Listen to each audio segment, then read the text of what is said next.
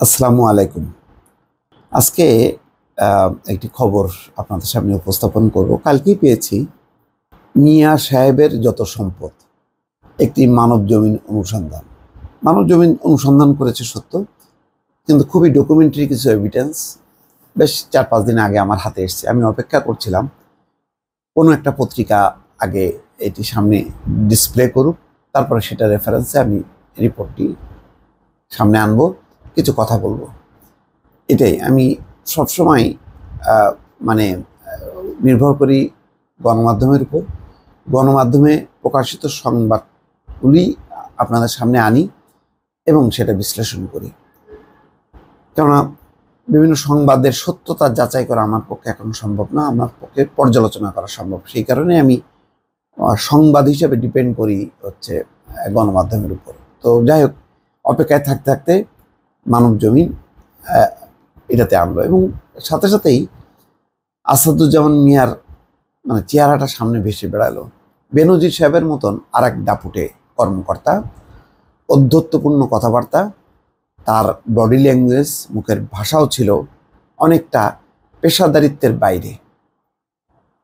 এরা সরকারকে দেখায় যে তারা আওয়ামী লীগ করে, ভাবটা এরকম, কিন্তু কোনো আদর্শগত কোনো সম্পর্ক নেই।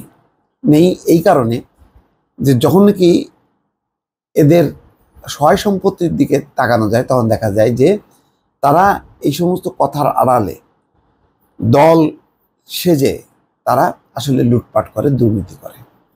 তারই বিস্তারিত তথ্য প্রমাণ মানব জমিন সামনে এনেছে। দর্শক, ওই বেনজির সাহেবের মতনই এত বিস্তৃত সেই ঘর বাড়ি জমি জমা, এটাও শেষ করতে পারবো না। সেই কারণে কিছুটা আপনাদের সামনে তুলে ধরি যেভাবে খবরটা এসছে।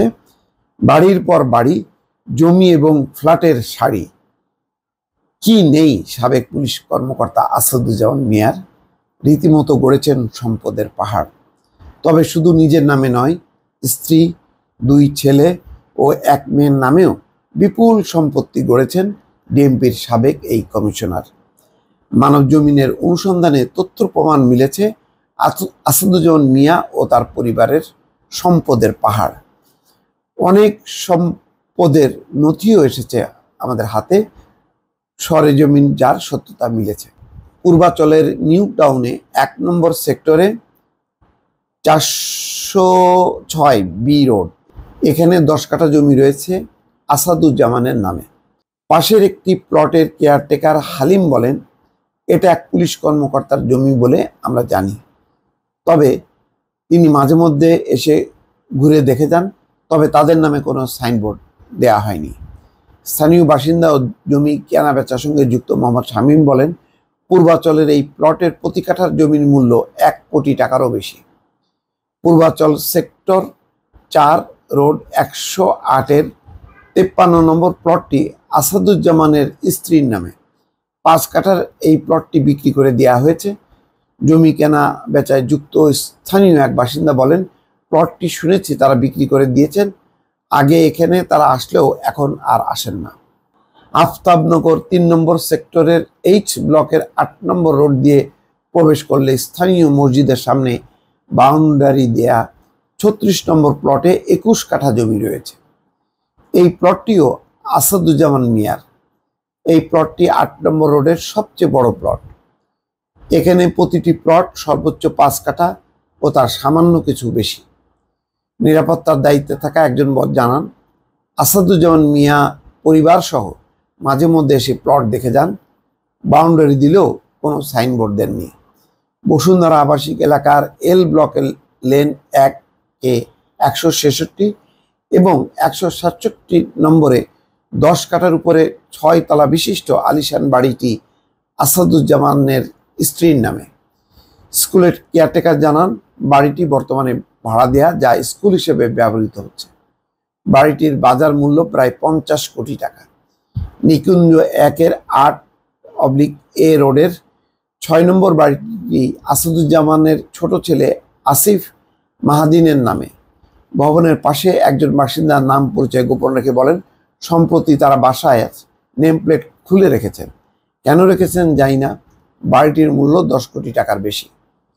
সিদ্ধেশ্বরী রূপায়ণ স্বপ্ন নিলয় 55/1 বহুতল ভবনে খোঁজ নিয়ে জানা যায় 3 নম্বর ভবনের 3800 থেকে 4000 স্কয়ার বর্গফিটের একটি ফ্ল্যাট রয়েছে আসাদুজ্জামানের মেয়ে আয়েশা সিদ্দিকার নামে।